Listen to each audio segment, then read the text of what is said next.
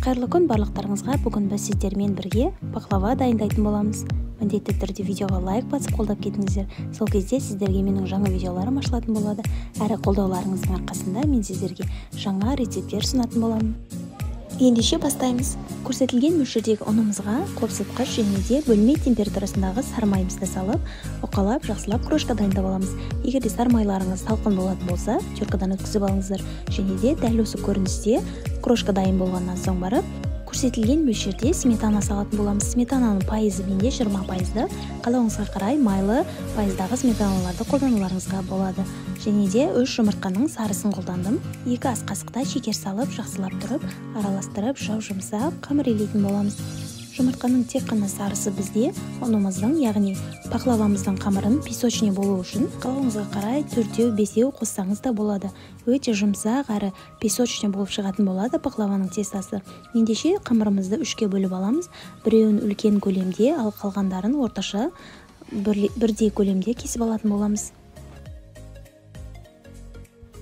Ең кіші деген көлемін алып, жайып, орташа жұқа жайып алып, духовкада пісіріп алатын боламыз. Бұл біздің пахлавамыздың ортасындағы қамыры. Жұқа етіп жайып, дәл осылай пергамент бумаганың үстіне қойып, вилкамен тескілеп алатын боламыз. Бұл себебі қамырымыз көтеріліп, қисайып кетпес үшін міндетті түрде дәл солай 180 градуста 20-30 минуттай пісіріп алатын боламыз. Дәл осы көріністе пісіп шығады, кішкене қызарса жеткілікті. Содан соң барып, салмасын дайындап алатын боламыз. Начинкасына бізде жаңғақтарымызды дәл осылай блендермен жақсылап езіп алатын боламыз. Бұл пахлаваға мен пайдалы асқабақтың дәндерін қосып жасадым. Қалауыңызға қарай мейіз қоссаңыздар да болады. Және де басқа дәнді дақылдарды қосып жасай беруіңізге де болады. Бұл сіздердің өздеріңіздің қалауыңызға қарай.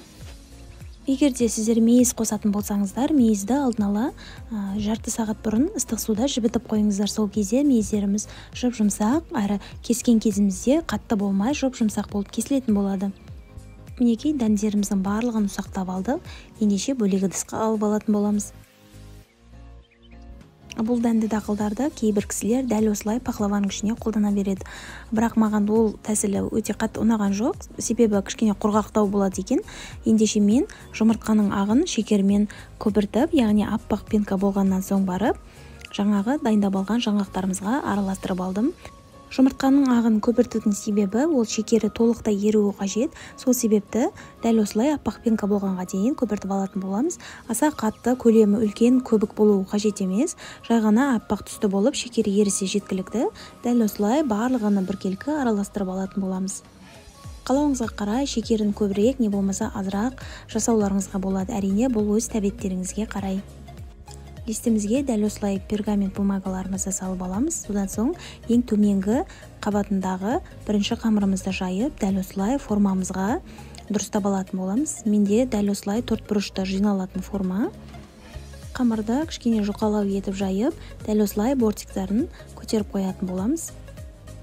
Содан соң қамырымыз біркелкі тегіс қисайып, жаңағыдай көтеріліп кетпес үшін вилканың көмегімен дәл осылай тескілеп шығатын боламыз. Содан соң барып, салмамызды 2-ге бөліп алыңыздар міндетті түрде. 2 бөлігіне де бірдей болу үшін міндетті түрде 2-ге бөліп алып саламыз. Бірінші бөлігін дәл осылай бірінші қабатына тегістей жағып шығатын боламыз. Дәл осылай бір тегісті салып болғаннан соң барып, үстінен қалаған түрдегі мейіз, өрік, жаңағыдай кептірілген жемістерді сеуіп шығуларыңызға болады. Тегістеп болғаннан соң екінші пісіріп алған ортасындағы қамырымызды дәл осылай бетіне қоятын боламыз. Міндетті түрде формамен жасау маңызды емес, жай ғана листтің өзіне де жасай беруге болады. Қолымызбен жеңіл әрекеттермен кішкене басып қоятын боламыз үстін. Содан соң екінші бөлік салмамызды салып, тағы да жақсылап тегістеп алатын боламыз. Салмамыз өте қатты шіре болғандықтан, яғни шекері көптеу болғандықтан, кішкене жылжуы қиындау, сол себепті жеңіл әрекеттермен жайып шығатын боламыз. Содан соң барып, үшінші тестамызды да жайып, осылай дәл осы видеода көрсетілгендей етіп, бетін жауып, жанындағы бортиктарын барлығын біркелкі жауып алатын боламыз. Артып қалған қамырларын қалауыңызға қарай кесіп алып тастауларыңызға болады, бірақ та мен кесіп алмай жанындағы бортиктарыны ішіне қарай кіргізіп жасадым. Әрине бұл өз қалауларыңызға қарай. Ендеше форманы кішкене қамырымызды қысып аламыз. Жинақтап алғаннан соң барып дәл осы көріністе кесіп алатын боламыз. Кесу жағы әрине өз қалауларыңызға қарай, қаласаңыздар ромбик түрінде кесулеріңізге де болады. Қамырларымыз өте жұмсақ болғандықтан пышағымызды өте жеңіл әрекеттермен кесетін боламыз. Яғни пахлаваларымыздың беткі жағы қамырлары жиырылып қалмас үшін жеңіл әрекеттермен кесу қажет. Пышақпен кескен кезде кішкене пахлаваларымыздың формасы босап кеткен болуы мүмкін, сол себепті форманы қайтадан орнына келтіріп аламыз. Ендеше жұмыртқаның сарысына аздап сүт араластырып пахлаваның бетіне жағатын боламыз. Бұл біздің пахлавамыз қып-қызыл түсті, яғни әдемі жылтырап шығу үшін.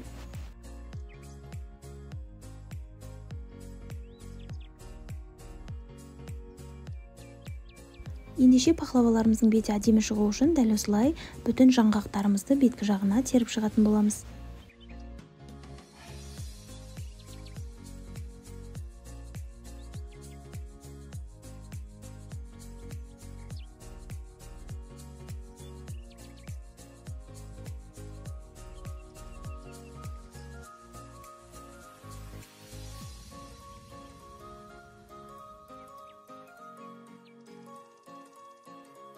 Мінекей біздің пахлаваларымыз пісіруге дайын. Ендеше алдын ала қыздырып алынған 180 градуста 30-35-40 минуттай, яғни беткі жағы қызарғанға дейін баяу отта пісіретін боламыз. Әр духовканың пісіру уақыты әрқалай болғандықтан мен дәл солай айтып жатырмын. Баяу отта 35-40 минутта негізгі беткі жағы қызарып пісіп шығатын болады. Ендеше пахлаваларымыз ыстық күйінде бетіне мен бал жағып шықтым. Сіздер қалауларыңызға қарай сироп дайындап құюларыңызға да болады. Менде сұйық бал болғандықтан дәл сол балды барлық жеріне біркелкі жағып шықтым.